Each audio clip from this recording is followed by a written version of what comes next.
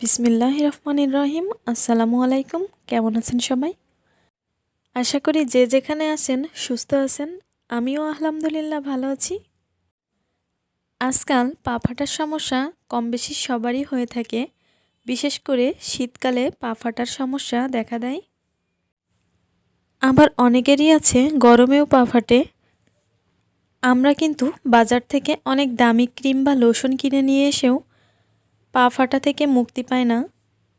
তার জন্য আমি এমন একটা রেমেডি তৈরি করে দেখাবো। এই রেমেডিটি ব্যবহারের ফলে চিরতরে পা ফাটা থেকে মুক্তি পাবেন। প্রথমে আমি যেটি নিয়ে নিব সেটি হচ্ছে রসুন। অনেকেই হয়তোবা অবাক হচ্ছেন যে রসুন দিয়ে কিভাবে পা ফাটা দূর করে। এই রসুন দিয়েই আপনারা পা ফাটা চিরতরে দূর করতে পারবেন।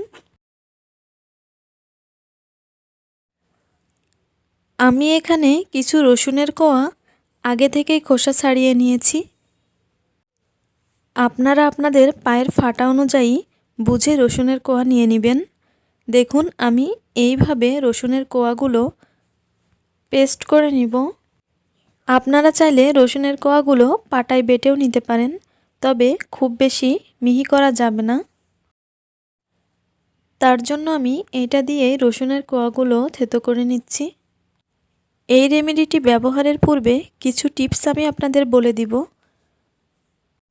সেটা ভিডিও শেষে আমি বলে দিব। তার জন্য কিন্তু ভিডিওটি একটুও স্কিপ করবেন না, ধৈর্য সহকারে দেখবেন। তার জন্য এই রেমেডিটি অ্যাপ্লাই করলে 100% আপনাদের পা ফাটা দূর হয়ে যাবে।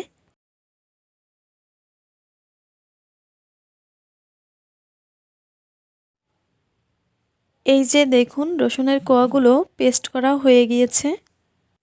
আপনারা হয়তো দেখেই বুঝতে পারছেন আমি কিন্তু খুব বেশি পেস্ট করি নাই। এখন আমি দিয়ে দিব সরিষার তেল। সরিষার তেলটা কিন্তু এখানে ব্যবহার করতেই হবে। সরিষার তেল যে শুধু আপনার পা ফাটা দূর করবে তা নয়, পা গরম করতেও সাহায্য করে। এখন আমি সরিষার তেল আর রসুনের পেস্টগুলো খুব ভালোভাবে মিশিয়ে নিব।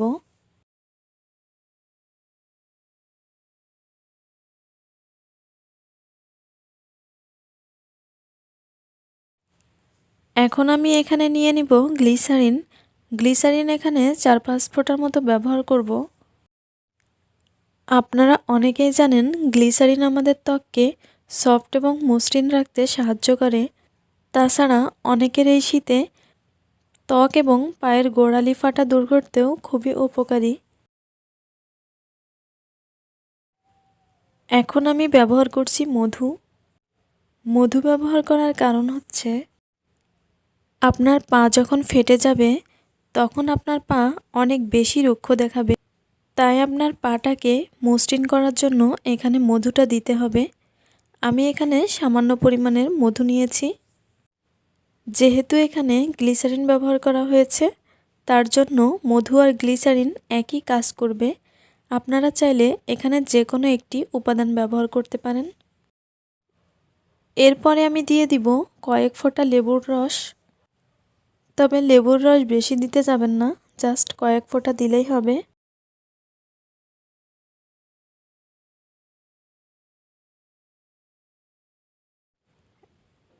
এখন আমি সব উপকরণগুলো খুব ভালোভাবে মিশিয়ে নিব।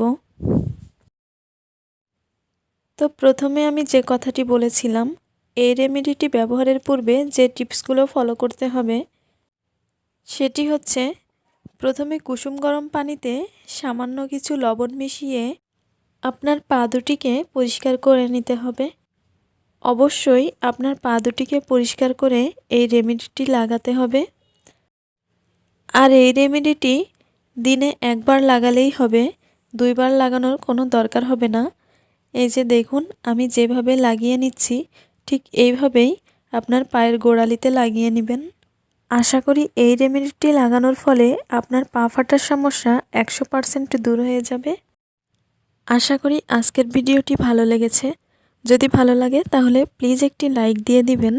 আর আমার চ্যানেলে নতুন হয়ে থাকলে আমার চ্যানেলটি সাবস্ক্রাইব করে পাশে থাকা বেল আইকনটি প্রেস করে দিবেন। তো সবাই ভালো থাকবেন, এখন বিদায় নিচ্ছি। আল্লাহ হাফেজ।